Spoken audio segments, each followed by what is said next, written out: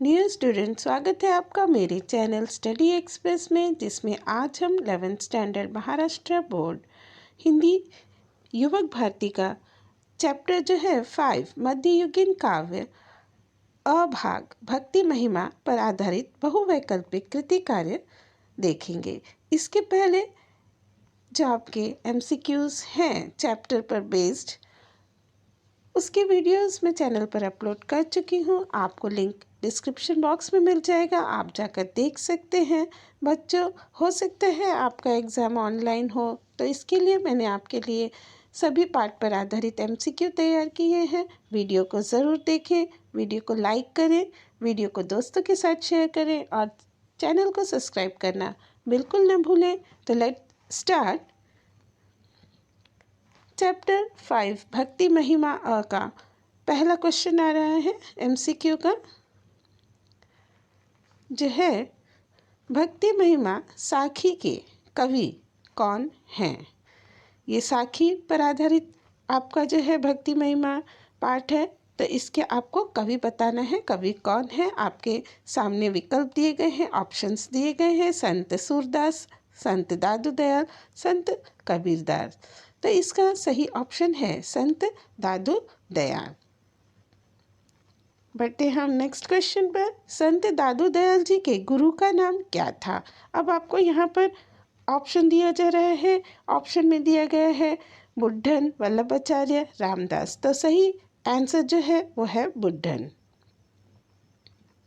Question number 3 है साखी का अर्थ क्या है। साखी का अर्थ क्या है। साखी का अर्थ है,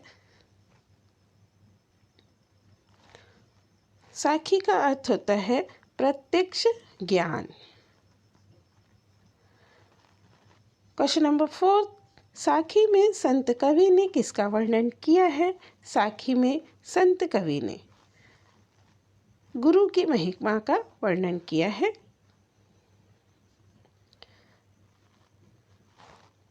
क्वेश्चन नंबर 5 आ जाता है मोह माया का रस पीने से हमारा मन कैसा बन जाएगा। तो मोह माया का रस अगर हम पीते हैं तो हमारा हृदय जो है ये पत्थर के समान कठोर बन जाएगा। हमारा हृदय मक्खन के समान कोमल कब बनता है। तो हमारा हृदय भक्ति रस पीने से जो है मक्खन के समान कोमल बन जाएगा। क्वेश्चन नंबर 7 है जिसके मन में अहंकार रहता है उसके मन में कौन नहीं रहता। जिसके मन में अहंकार रहता है ईश्वर उसके मन में नहीं रहता है। क्वेश्चन नंबर 8 है किसके मन में ईश्वर का निवास होता है। अहंकारी के मन में, जो अहंकार त्याग दे उसमें जो धनवान हो। तो ईश्वर का निवास होता है जिसने अहंकार का त्याग कर दिया हो, उसके मन में ईश्वर रहते हैं। मनुष्य के हृदय में ईश्वर और अहंकार के साथ दोनों साथ साथ क्यों नहीं रह सकते। क्योंकि जो है हृदय का महल बहुत ही संकरा है। संत दादू जी ईश्वर की भक्ति में लीन होकर क्या कर रहे हैं। तो ये जो है आपका क्वेश्चन चैप्टर बेस्ड है, उसके ही आधार पर आपको उत्तर लिखना है।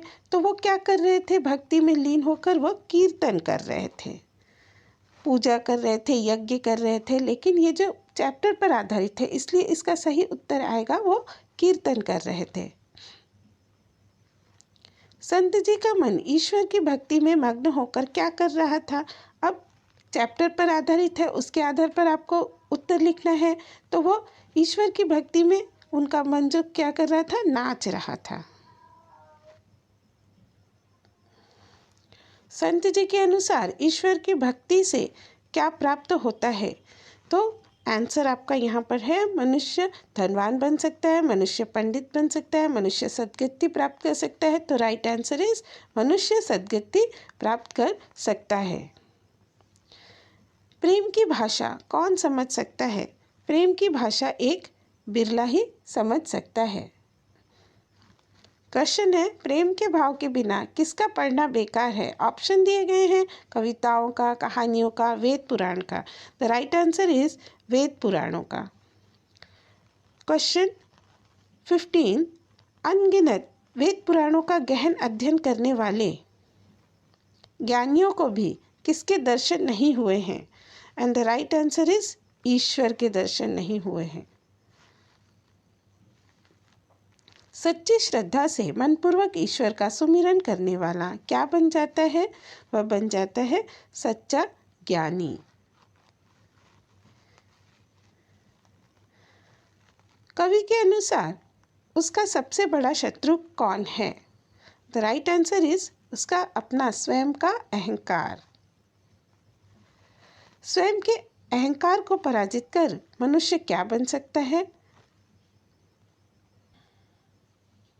And the right answer is वैरागी।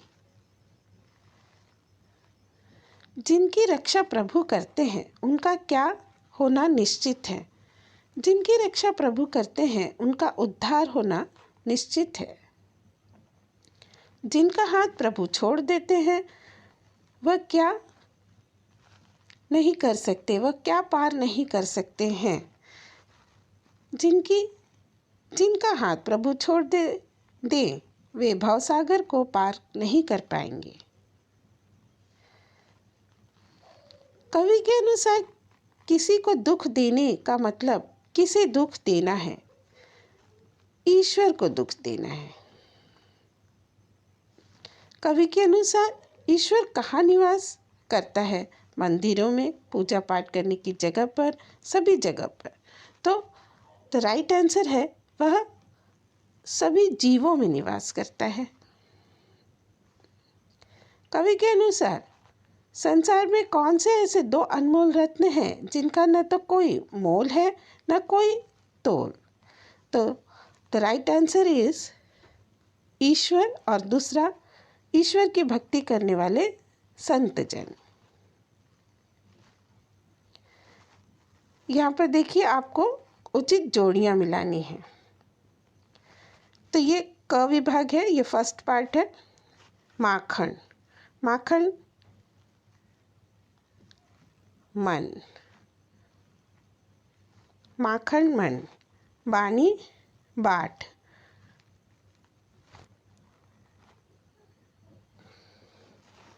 उचित जोड़ियाँ मिलाना है। एक आपका क भाग है और एक ख। तो पहले हम क पार्ट पर जाते हैं। माखन, माखन का क्या अर्थ होता है। माखन, माखन आपको जो कविता में लाइन आई है, पंक्ति के आधार पर आपको यहाँ पर जोड़ियाँ लगाना है। माखन मन। सेकंड है आपका बानी, बानी क्या है। बानी ताल। थर्ड है बारह, बारह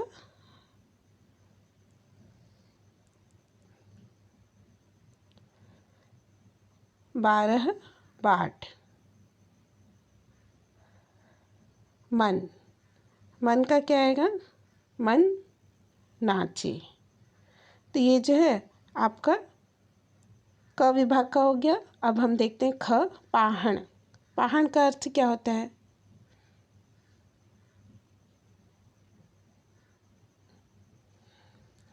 पाहण, पाहण का अर्थ हो गया पत्थर। बारीक,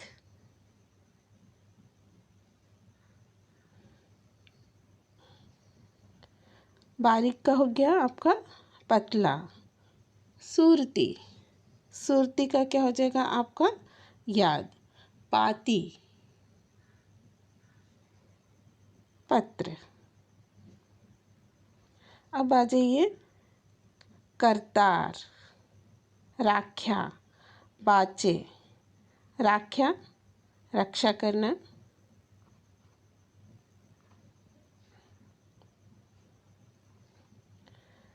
राख्या का हो गया आपका रक्षा करना। बाचा पढ़ना, करतार सृष्टि करता। इस हिसाब से आपका जो मैच द फॉलोइंग का कॉलम ए और बी अलग अलग है, उसको आप अलग अलग समझ कर करेंगे।